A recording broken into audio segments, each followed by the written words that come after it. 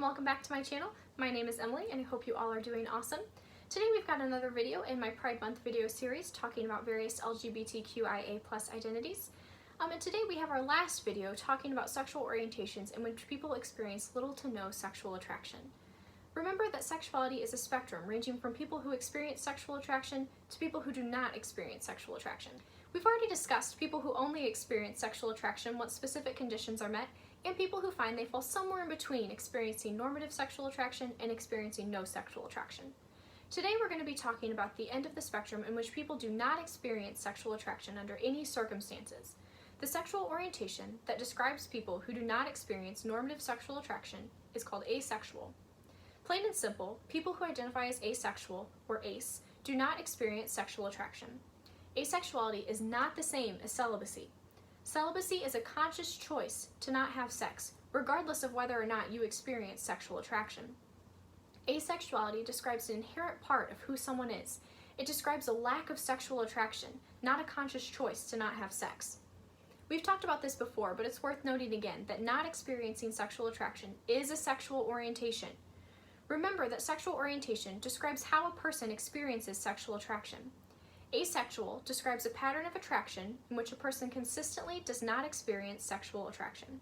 You do not have to have had a sexual experience to identify as asexual. You can know you do not experience sexual attraction without having had sex yet. Just as with demisexuals and gray asexuals, asexual individuals may or may not engage in sexual behaviors. Though asexuals do not experience sexual attraction, they may still engage in sex for physical pleasure or for emotional reasons like intimacy. Asexuals may be completely disinterested in sex, or they may be sex repulsed. Asexuality describes a person's sexual orientation and experience of sexual attraction, not their sexual behaviors. Asexual people also may or may not experience sexual arousal, also called libido, and they may or may not masturbate and/or experience orgasm. Asexuality describes a person's experience of sexual attraction or lack thereof, not physiological or biological reactions. Asexuals who do not experience arousal or libido do not see this as a problem or as something distressing, and asexuality is therefore distinct from hypoactive sexual desire disorder, a distressing medical condition. Asexuals may still experience aesthetic attraction or an appreciation for a person's appearance. Simply put, this means that asexual people can still recognize when someone is beautiful, handsome, or just generally good looking. They just aren't sexually attracted to that person. If this is hard for you to understand, think about something you find beautiful or even cute, like a painting, a sunset, or a kitten. Do you want to have sex with those things? I doubt it. That is aesthetic appreciation. Asexual people may or may not also experience sensual attraction, or the desire to have sensual, but not sexual, experiences with people.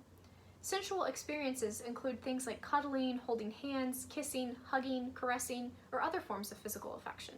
As you would with any romantic or otherwise partner in your life, talk with your asexual partner about their boundaries and what they feel comfortable with and desire.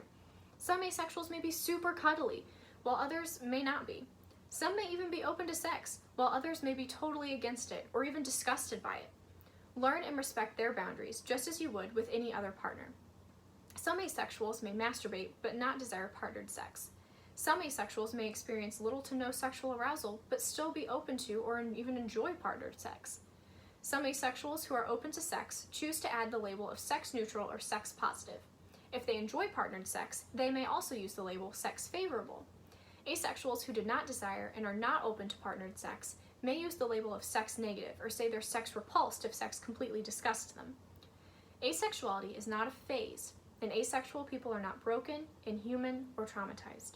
They can have children and/or a spouse or long-term partner. They can identify as any gender or be any age. They're not sexually repressed or afraid of intimacy. They haven't just not found the right person yet. Asexuality is a real sexual orientation and it's an intrinsic part of who someone is. And it's perfectly okay. We've mentioned before the concept of acephobia, or bias against asexual people. This bias is based on the false belief that everyone experiences sexual attraction. Therefore, people who do not experience sexual attraction can't exist, or something must just be wrong with them. Asexual individuals experience bias and prejudice from heterosexuals and from within the LGBT+ community. This bias and prejudice can lead to things like non-acceptance of a person's identity or even flat-out denial of a person's identity, passive-aggressive remarks about a person's asexuality, hurtful comments and hateful messages, internalized beliefs that can affect the asexual person's self-worth, and or sexual assaults and coercion to engage in sexual behaviors. I think that makes it pretty clear that acephobia is both very real and very harmful. Be sure to educate yourself on asexuality and engage in self-reflection in order to discover acephobic beliefs within yourself. As previously mentioned, asexuals experience prejudice from within the LGBT+ community as well as from outside of it.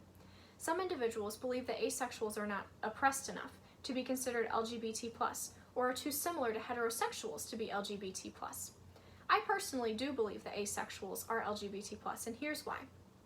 Like other people in the LGBT+ community, asexuals do not experience normative sexual attraction. Normative sexual attraction, based on American cultural standards, is heterosexual. Asexuals do not experience any sexual attraction, let alone heterosexual attraction.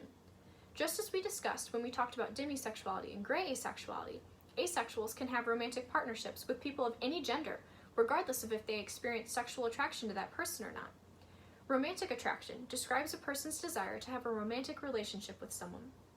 Asexual people may still experience romantic attraction and desire romantic relationships. This romantic attraction may be towards people of a different gender, but it also could be towards people of the same gender, or of any or all genders. For example, an asexual woman may be romantically attracted to other women. Even though she doesn't experience sexual attraction to anyone, she still wants to have a romantic relationship with a woman. Even if an asexual experiences romantic attraction towards people of a different gender than their own, however, they are still LGBT+, because they do not experience heteronormative sexual attraction. Remember, the A in LGBTQIA stands for asexual. Asexuality is a real, valid sexual orientation. It's not a disorder, a choice, a hormone imbalance, and it's not something that needs to be cured. Be sure to educate yourself on acephobia and myths surrounding asexuality. Examine your own acephobic beliefs, and if you hear someone spreading acephobic myths or just generally making acephobic statements, be sure and correct them. The fight against acephobia is not just for asexual people. And finally, before we move on, I just want to give a little note to asexual folks that if you're finding an LGBT+ affirmative healthcare provider or therapist, it can be helpful to ask them beforehand their stance on asexuality, like while you're on the phone making the appointment, just so you can avoid making appointments with acephobic individuals, because acephobia is all too real and it can be very, very harmful. So please, be careful out there, and go ahead and, just for the general public, go ahead and please do educate yourself about asexuality and acephobia so that you can actively fight against it. But with that being said, I think this video is kind of getting a little bit long, so I think I'll wrap it up here, but I thought it was important that we began to discuss these issues surrounding asexuality, because in my opinion, it's sort of a relatively under-discussed identity, and the bias and prejudice that swirls around it is very harmful and leaves many asexual folks traumatized, hurt, and feeling like outsiders. If you would like to see other videos about asexuality or about acephobia, please do comment down below, and maybe I can make that happen for you. But for now, let's go ahead and recap. Asexuality is a sexual orientation that describes people who do not experience sexual attraction under any circumstances. Though they may not experience sexual attraction, asexuals may still desire romantic relationships or physical affection, or they may not. Asexuals can fall in love, and some asexuals may have sex, while others may not. All asexual people are different. If your partner comes out to you as asexual, respectful dialogue about their boundaries and desires is absolutely necessary. Remember to ask first if they feel like discussing their sexuality right now, and respect their answer. This is a very personal conversation, and it will take a lot of emotional energy from both of you. Finally, I'll end this video with a message for asexual folks. You are valid.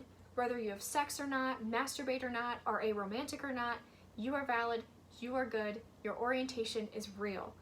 In the description box, there are links to some great resources about asexuality, as well as other resources for things like coming out, finding LGBT+ affirmative therapist, and for crisis and suicide hotlines. If you're considering suicide, please do call a crisis hotline or call 911. You are worth it, and suicide is never the answer. All that being said, I hope everyone enjoyed the video. I hope that you learned something. In the next video, I am doing a video dedicated to heterosexism and homophobia, but until then, I hope you enjoyed this video, and I can't wait to see you guys in the next one. Thanks for watching. Bye-bye!